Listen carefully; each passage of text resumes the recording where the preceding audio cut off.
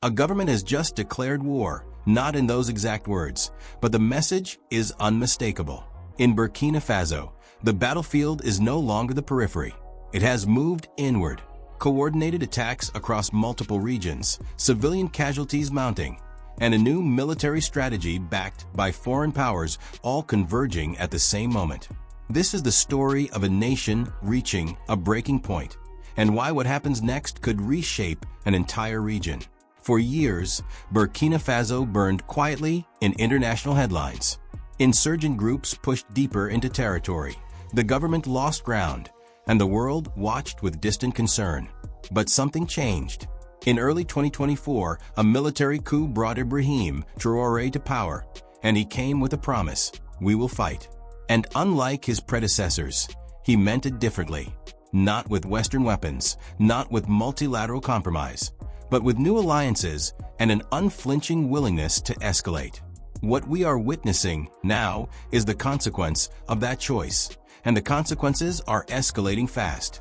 The Dortenga incident wasn't a turning point. It was a symptom. If you follow West African security closely, you know that village assaults happen regularly in the Sahel. Militants attack, military responds. The news cycle moves on.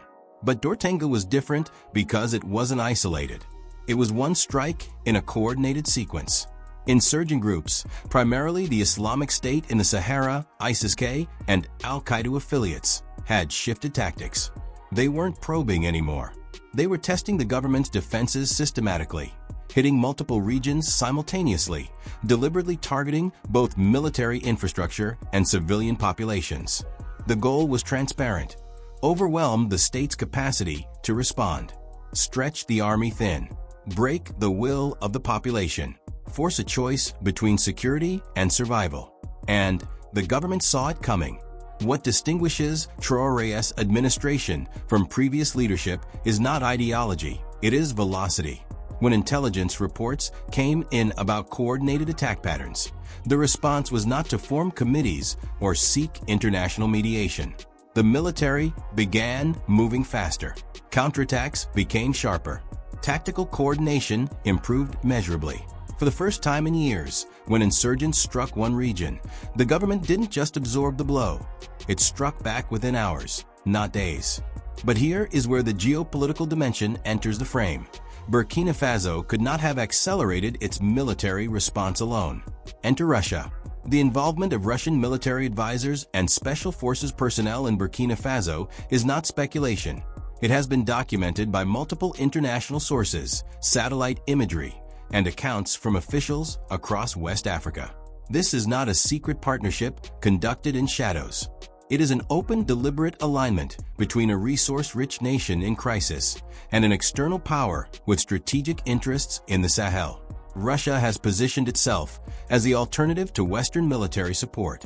Where France offered counterterrorism frameworks and restrictions on heavy weapons, Russia offers no preconditions, no strings, and a willingness to support a government in total war mode. This has changed the battlefield mathematically and strategically. Russian advisors bring experience from operations in Syria and Ukraine. They bring drone technology and targeting systems. They bring an operational philosophy that prioritizes overwhelming force and rapid escalation.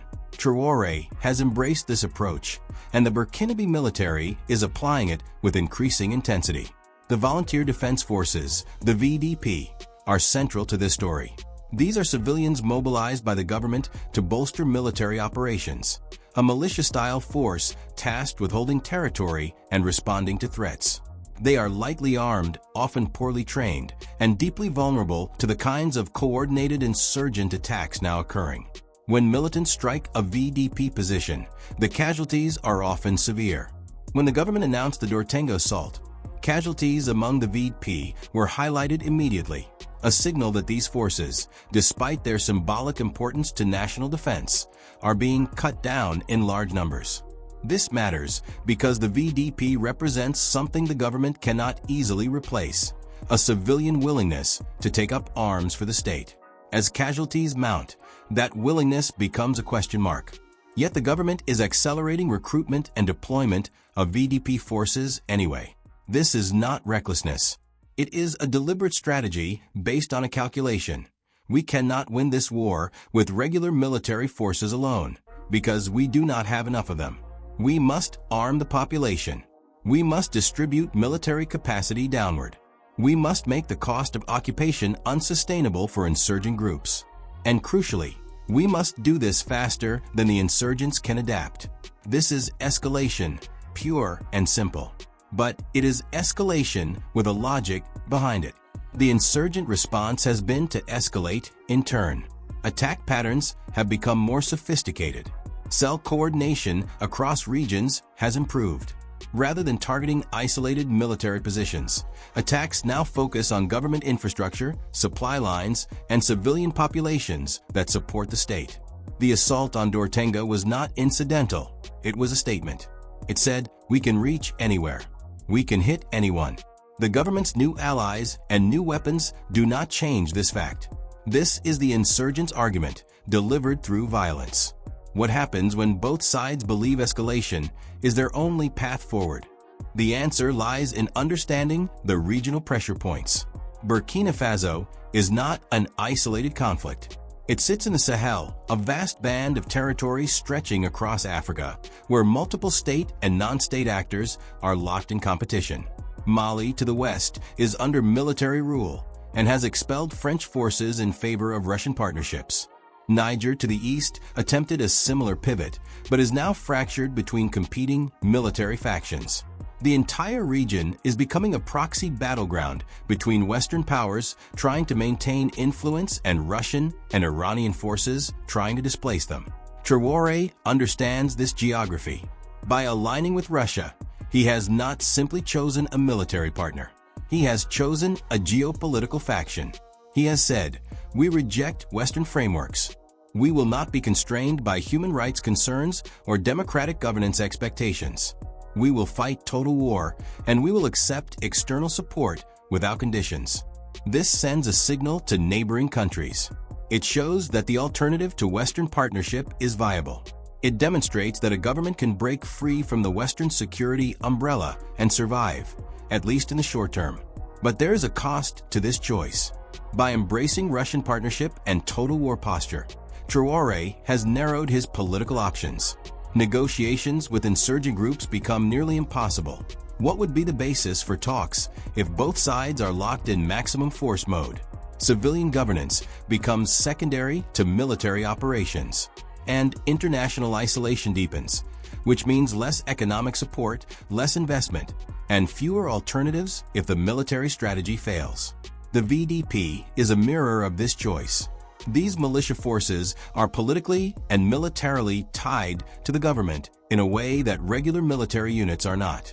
They are invested in Traoré's survival. They are compensated by the state. They are armed by the state as casualties mount, and they will mount if attacks become more coordinated. The VDP faces a choice: continue absorbing losses and hope for victory, or fragment as morale collapses. History suggests that militia forces under severe sustained pressure tend to fragment. What makes the current moment distinct from previous phases of the Burkinabe conflict is the presence of what might be called a strategic endgame on both sides.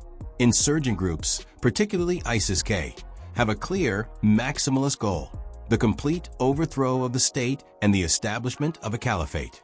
They have been working toward this for years, and recent attacks suggest they believe the moment may be approaching. They see a government still building its alliance structure, still learning new weapon systems, still stabilizing its coalition. They see an opportunity. The government, conversely, sees a window closing. Each month that passes allows insurgents to deepen their territorial control, expand recruitment, and build logistics networks. The government calculates that military victory is possible if, and only if, it can achieve overwhelming force application before insurgent capabilities grow further. This is why the escalation is happening now. This is why Russian support matters so immediately. This is why the VDP is being mobilized at such intensity. The question is not whether escalation will continue. It will. The question is whether either side can achieve victory before the other breaks. And this is where the geopolitical stakes become truly significant. A government collapse in Burkina Faso would mean the loss of a West African nation to militant control. It would be the largest territorial seizure by ISIS-K in Africa since the fall of the caliphate in Iraq and Syria. It would represent a complete strategic victory for non-state armed groups in the Sahel, and it would send a signal across the region. Western-backed states can be beaten. Governments that rely on external partnerships will fall. Militant groups with clear ideology and ruthless tactics can triumph. Conversely, a government victory, achieved through Russian support and total war tactics, would demonstrate the effectiveness of the new alliance model. It would show that a government can break free from Western constraints, embrace foreign military partnership, and win on the battlefield. It would validate Traoré's choices and likely inspire similar moves in neighboring countries. Mali, already moving in this direction, would feel emboldened. Niger's competing factions might align behind Russia-friendly leadership. The entire strategic orientation of West Africa could shift. This is why external powers are watching so closely. France, the historical power broker in the Sahel, is effectively sidelined. Its military presence has been rejected. Its diplomatic influence has been marginalized. France is reduced to observation and commentary, which for a power accustomed to control is a bitter position. The United States is similarly constrained. It maintains diplomatic relations, but has lost operational influence. The European Union issues statements about human rights and rule of law, which are largely ignored. Russia, meanwhile, is positioned as the indispensable partner. This does not mean Russia controls Traoré or Burkina Faso. It means Russia has made itself useful in the immediate, pressing problem that dominates every other consideration: military survival. When a government is fighting for its existence, moral qualms and international law matter less than tanks and air support. Russia offers these things without lectures. The armed groups understand this dynamic as well. They are not trying to defeat Russia directly. That would be futile. They are trying to exploit the window before Russian support becomes fully operational and integrated. Coordinated attacks across multiple regions force the government to fragment its forces, which limits the effectiveness of any single Russian-advised operation. If insurgents can keep the government in reactive mode, stretched thin across vast territory, then the advantage of better weapons and advisory support diminishes. This is the tactical logic of their current strategy. Hit everywhere, hit simultaneously, force the government to respond everywhere at once. Eventually, something breaks. Either the military structure fractures under the strain, or the civilian population loses faith in the government's ability to protect them, or resources run out. The military facts on the ground are contested. Each side claims success. After coordinated attacks, government sources announce counteroffensives and militant casualties. Militant groups release video and claim that attacks succeeded despite government response. Neither side has clear incentive to report accurately, which means the true military picture remains obscured. What we can observe is that violence is intensifying, territorial control remains contested, and both sides continue to commit resources to the conflict rather than seeking settlement. This is the behavior of actors who believe they can win, not actors seeking a way out. And this is deeply dangerous because conflicts fought to the absolute end, without off-ramps or compromise, tend to become catastrophic for the civilian populations caught between them. Burkina Faso's civilian population is the actual battlefield. Over 2 million people have been displaced by the conflict. Entire regions are under alternate authority, governed by militant groups rather than the state. Access to food, medicine, and basic services in these areas is minimal. The humanitarian crisis is severe and deepening. If military escalation continues without resolution, the displacement and humanitarian impact will accelerate exponentially. We are not talking about abstract geopolitical positioning here. We are talking about human suffering on a massive scale. Yet the trajectory suggests escalation will continue. Why? Because both sides believe they have no choice. Insurgent groups believe that now is their moment. That victory is possible if they press their advantage before the government fully integrates Russian support and coordination. The government believes it must escalate now or face slow defeat as insurgent control deepens. Neither side sees a path to compromise that would not represent existential defeat. This is where the regional dimension becomes critical. If Burkina Faso becomes a stabilized insurgent state, what happens in Mali? What happens in Niger? Do other governments in the Sahel accelerate their alignment with Russia? Do they mobilize their own populations into militia forces? Does the entire region descend into synchronized escalatory conflicts? Or does Burkina Faso's success in repelling insurgent attacks, achieved through Russian partnership and military escalation, demonstrate a viable path forward for other threatened states? Does Mali, already on a similar trajectory, deepen its own Russian alignment? Does regional security cooperation around Russian-sponsored military models emerge? The stakes are not abstract. They will determine whether the Sahel remains contested space where militants and states fight perpetually, or whether a new order emerges, one backed by Russia rather than the West, one that prioritizes security and military strength over democratic governance and international law. What makes this moment decisive is the convergence of factors. Traoré came to power promising action, not negotiation. He delivered that promise by securing Russian support and accelerating military operations. The insurgents, sensing the traditional state weakness they have exploited for years, may finally be shifting, are escalating in response. The government, committed to total war and backed by new allies, is escalating in turn. Each side sees the moment as critical. Each side believes victory or defeat hangs on the next months of fighting. The Dortenga assault and the coordinated attacks it represents are not sideline conflicts in a broader Sahel struggle. They are the core of it. They are where the future of West African security is being determined. They are where the question of whether states can survive against militant insurgencies without Western support is being answered in real time, with extraordinary stakes. Is this a strategic move by a government learning to leverage new partnerships, or the start of a regional conflagration that drags in neighboring states and external powers? The answer will emerge through what happens in the coming months. But what is clear is that Burkina Faso has passed a threshold. It has committed to military escalation. It has aligned with Russia. It has armed its civilian population. It has rejected the old Western security framework. There is no returning from these choices without either total military victory or total military defeat. The insurgent groups, for their part, have responded with their own escalation. They are coordinating across regions, hitting civilian and military targets simultaneously, and demonstrating that the government's new capabilities do not make them irrelevant. They are saying, "We will match your escalation with our own.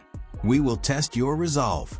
We will see if Russian advisors and weapons make the difference, or if the fundamental logic of insurgent warfare, adapt, disperse, strike unexpectedly, still holds." The civilian population, caught between these forces, has no voice in this calculation. They do not want total war. They want security and stability. But total war is coming anyway, because neither the government nor the insurgents see any other path. This is the tragedy of conflicts that reach the point of maximum commitment on both sides. The space for negotiation, compromise, and off-ramps disappears. What happens when violence becomes total? History provides clear answers. Wars fought without limitation, where both sides believe victory is possible and necessary, tend to expand in scope and duration. They pull in additional actors. They spread geographically. They consume resources at accelerating rates. They traumatize populations in ways that shape decades of politics afterward. Burkina Faso is entering that phase. The question is whether it will remain a national conflict or whether it becomes a regional one.